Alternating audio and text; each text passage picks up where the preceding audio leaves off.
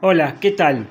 Bueno, estoy aquí en esto que voy a dar en llamar el Café de la Libertad o Café Libertario, como a vos te guste más. Me voy a presentar. Yo me llamo Enrique Horacio Santana, tengo 55 años, soy abogado egresado por la Universidad de Buenos Aires. Tengo además hecho una carrera de martillero público, tasador y corredor inmobiliario en la Universidad de Morón, aunque esta profesión no la ejerzo.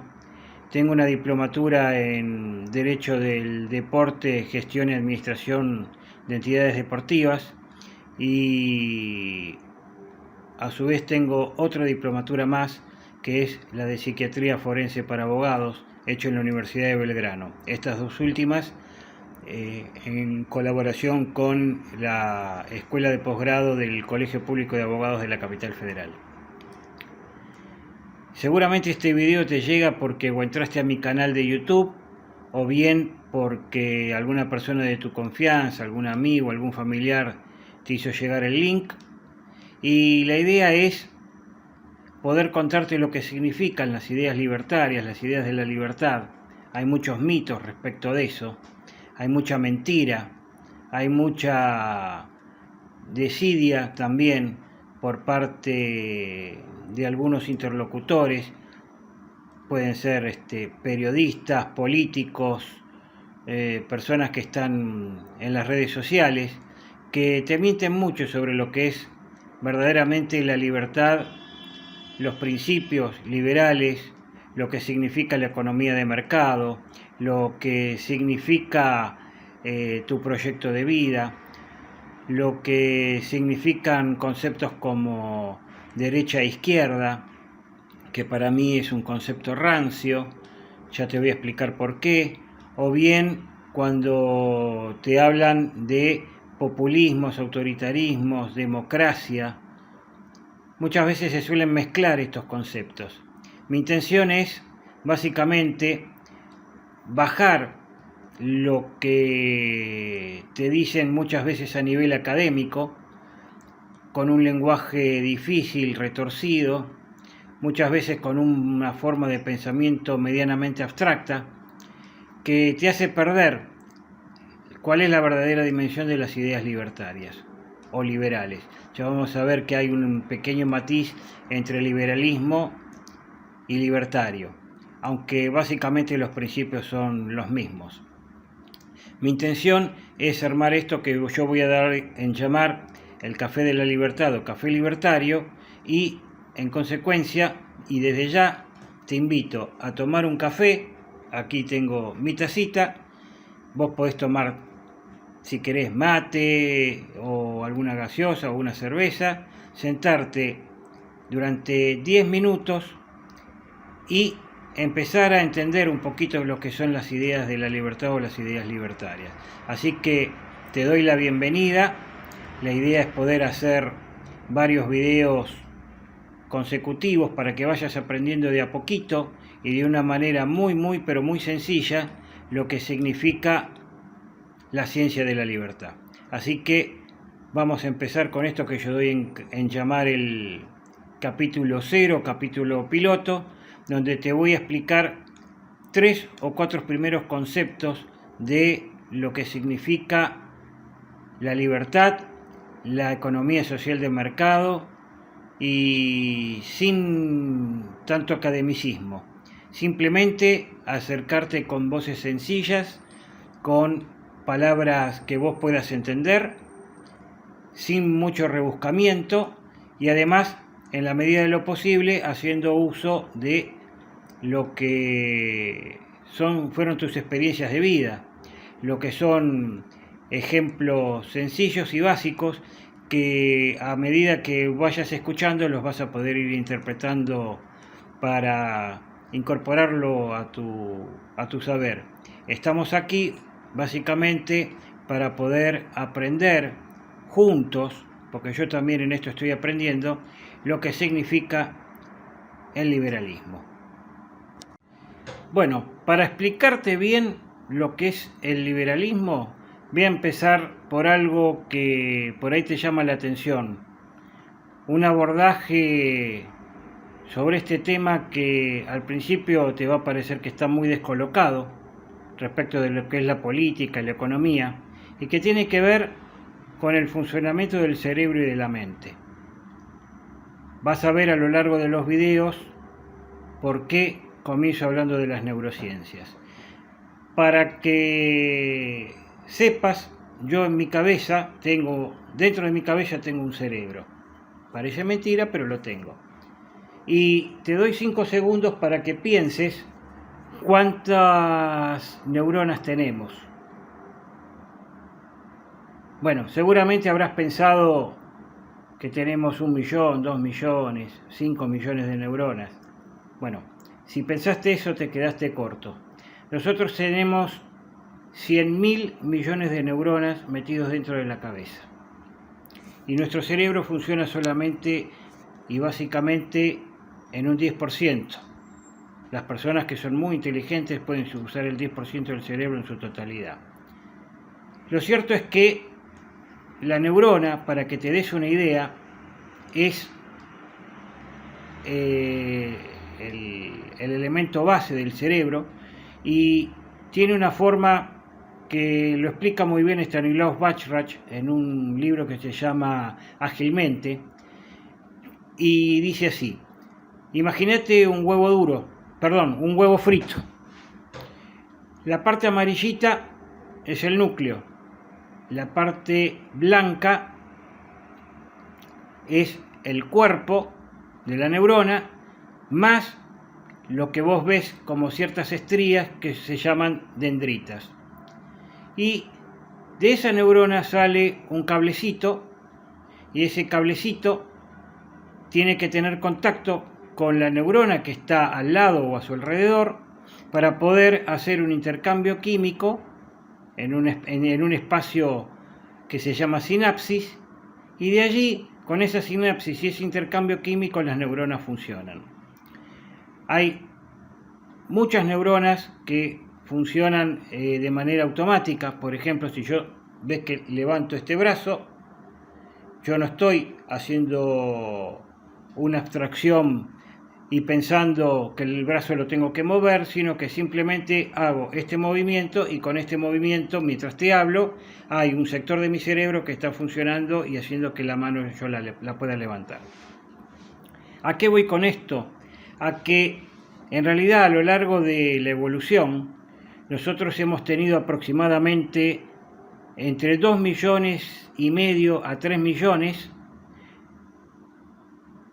nuestro cerebro primitivo, y da un salto recién hace 150.000 años, cuando nuestro cerebro crece con algo que no existe en ningún otro lugar de la naturaleza y que a continuación te voy a explicar. Bueno, yo voy a girar la cabeza. ¿Ves esta parte de la cabeza hasta acá? En nuestro cerebro primitivo. Básicamente este cerebro se mueve por emociones. Sin embargo, el resto, voy a volver a girar la cabeza, esta parte de adelante, más o menos aproximadamente a esta altura, es lo que nos diferencia del reino animal, y que los científicos han dado en llamar corteza prefrontal y frontal.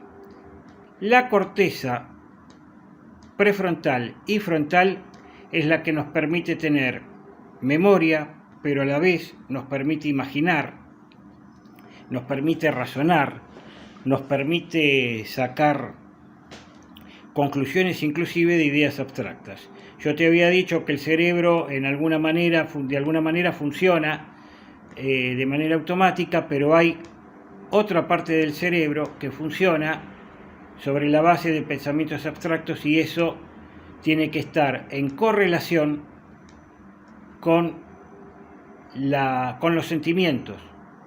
Es decir, conectar la parte moderna de nuestro cerebro con la parte primitiva de nuestro cerebro. Es muy difícil, porque la parte frontal y prefrontal es la que nos permite tener razón y nos permite tener pensamientos abstractos. Pero estos pensamientos abstractos están unidos también a una parte que son las emociones básicas: amar, odiar, tener sentido de caridad. Y muchas veces los políticos y la política hacen uso, más que nada, de apelar a tus sentimientos, es decir, a la parte primitiva del cerebro, para que vos razones lo menos posible.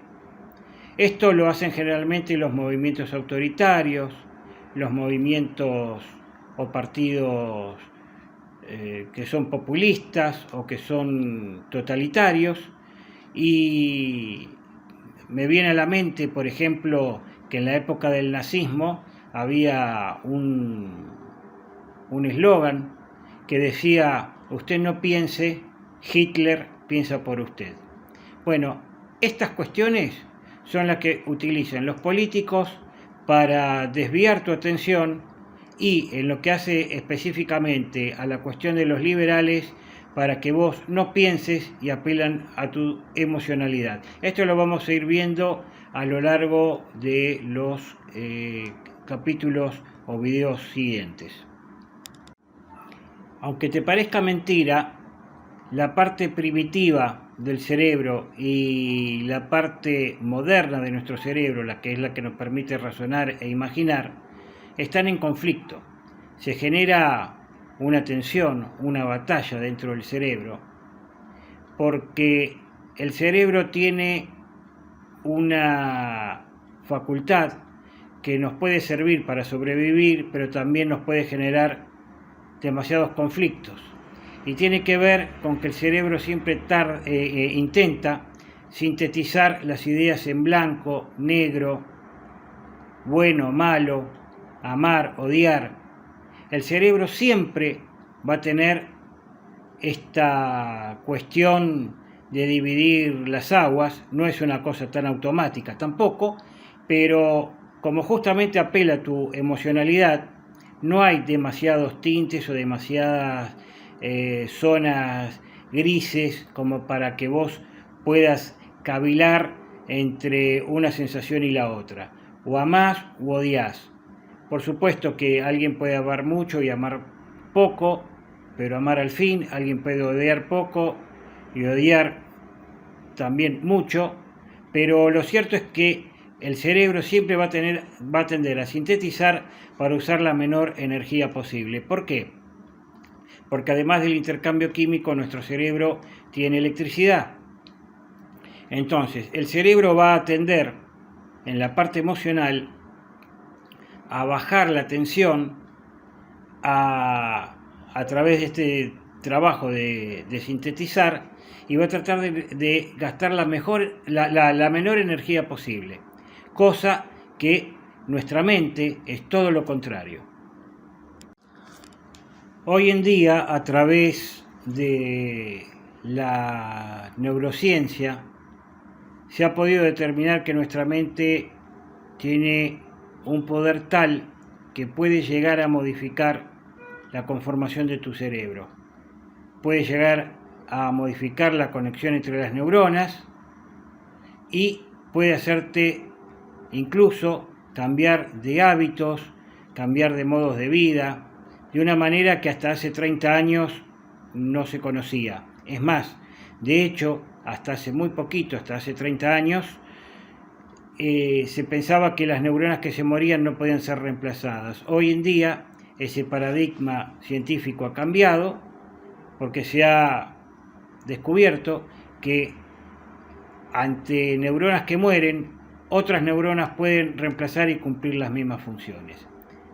¿A qué viene todo esto de la neurociencia y toda esta explicación del cerebro? Me dirás, ¿qué tiene que ver esto con la política, con la economía?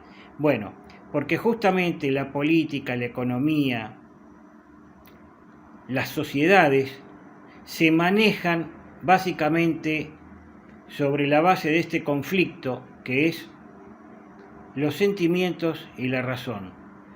Han corrido ríos de tinta sobre el particular, sobre esta temática, pero lo cierto es que a la hora de llegar a una conclusión todavía la polémica subsiste, no se conoce muy bien cómo mente y cerebro funcionan y tampoco de qué manera se pueden coordinar, pero se sabe sí que esta coordinación es posible e incluso, como te decía, puede la mente incluso modificar al cerebro y no el cerebro gobernar sobre la mente. Es un trabajo de cooperación. Sin embargo, nosotros no tomamos conciencia de este tipo de cosas y por eso creemos a veces que los cambios no son posibles, y sobre todo los conservadores, los totalitarios, los populistas, son los que justamente te van a buscar la parte sentimental y van a dejar que tu razón divague y que tu razón pierda respecto de el cerebro primitivo. Hasta aquí te hice toda esta explicación de la neurociencia porque vamos a ver a lo largo de los videos subsiguientes, de los capítulos subsiguientes, que muchos de estos conceptos entre razón y sentimientos van a privar sobre la política y la economía. Ahora vamos a empezar con el tema propiamente dicho de lo que es el liberalismo. Los conceptos de libertad, los conceptos de respeto al otro, los derechos y obligaciones que tenemos como ciudadanos, y todo empezó básicamente a partir de la transformación que hubo entre la sociedad feudal y la sociedad moderna. En la época feudal existían los reyes, después del rey venía la nobleza, que era la clase ociosa, que era la dueña de la tierra, y después estaban los sacerdotes, que eran la pata espiritual de la conformación social. Y luego, por el otro lado, venía el campesinado. En esa época feudal, como no existían las industrias, no existía la tecnología tal como la conocemos hoy desde el siglo XVII y XVIII en adelante, lo cierto es que la gran cantidad de personas que existían en el mundo trabajaban para el campo. De a poco la transformación con la incorporación de tecnología, la aparición de las ciudades, hizo que mucha gente se mudara del campo a la ciudad. La ciudad es conocida básicamente como el burgo. Ciudad y burgo son palabras sinónimas. De allí nace la palabra burguesía. Y vamos a ver que justamente de manera muy errónea, por lo menos como te lo quieren hacer interpretar hoy, el liberalismo es burgués. Es todo lo contrario, aunque en su origen la burguesía es la que comienza por establecer estas diferencias entre el individuo y las instituciones, como pueden ser los reyes, los señores feudales y los sacerdotes. Seguramente habrás escuchado hablar de la revolución proletaria. Otra vez, como hice hace unos minutos, te voy a dar 5 segundos para que te des una respuesta mental. ¿Cuál fue el partido político o la estructura de pensamiento que habló por primera vez de la revolución proletaria? Bien, pasaron los 5 segundos. Si vos dijiste socialismo o marxismo, te equivocaste. Aunque te parezca mentira, la primera revolución proletaria la hicimos nosotros los liberales. Y te voy a explicar por qué. Cuando la gente se mudó a la ciudad, comenzó haciendo pequeñas tareas. Las fábricas no existían. Entonces vos tenías a un zapatero, a una persona que confeccionaba prendas, a otras personas que trabajaban construyendo casas, había herreros, es decir, todas pequeñas profesiones. Y estas profesiones lo que hacían básicamente era mover la economía de la ciudad. De allí que fíjense que aquellos zapateros, textiles, aquellos que construían casas y los herreros eran básicamente emprendedores. La palabra emprendedor es la base sobre la cual luego surge el término empresario. Empresario es el que emprende. Pero en esa época la distinción entre empresario y trabajador no existía. El trabajador era un empresario y el empresario era un trabajador. Por lo tanto, aquí se configura desde el punto de vista de la economía una primera fórmula. Capital más trabajo es igual a producción. Y te lo voy a poner con un ejemplo. Supongamos el zapatero, vamos a tomar esta profesión. El zapatero, supongamos que hace un par de zapatos por día. Cuando compra los insumos, el cuero, los clavos, hilo y cualquier otro elemento que le sirva para confeccionar un zapato, supongamos que el costo es de 2 pesos. El zapatero tiene que obtener una pequeña ganancia, que ¿cuál es? Porque lo que es el costo, que es la adquisición de ese capital físico, hay que sumarle el tiempo, el trabajo y la creatividad del zapatero. Con lo cual, supongamos que si el costo fue 2 pesos, como te dije anteriormente, 50 centavos es la ganancia. La ganancia no es algo que, como lo que decía Marx, la plusvalía, es decir, que era un valor agregado de manera ilegítima, porque tu trabajo vale. Y si tu trabajo vale, vos tenés el derecho de fijar un precio y ese precio va a ser incorporado al mercado. Por ejemplo, cuando este señor termina el zapato, lo saca a la venta. Pero no te olvides que yo dije que esto era una transformación entre el sistema feudal y el sistema moderno, lo que después se dio en conocer como revolución industrial. ¿Por qué? Porque seguían estando los reyes, seguían estando los señores feudales y seguía estando la casta religiosa. ¿Qué sucedía? Que el rey tenía que ser, era un hombre que tenía riquezas, era el dueño de la tierra. Además, los reyes eran entronizados generalmente por el Papa, porque se consideraba que el rey estaba designado por Dios. Hoy lo vemos como una cosa virtualmente ridícula, pero en ese momento era una creencia muy extendida. Y el señor feudal formaba parte de una clase ociosa que era el dueño de la tierra, como yo te dije antes. Consecuentemente, ¿qué hacía? El señor feudal le permitía al campesino que labrara la tierra, a cambio de que el campesino se pudiera mantener a duras penas.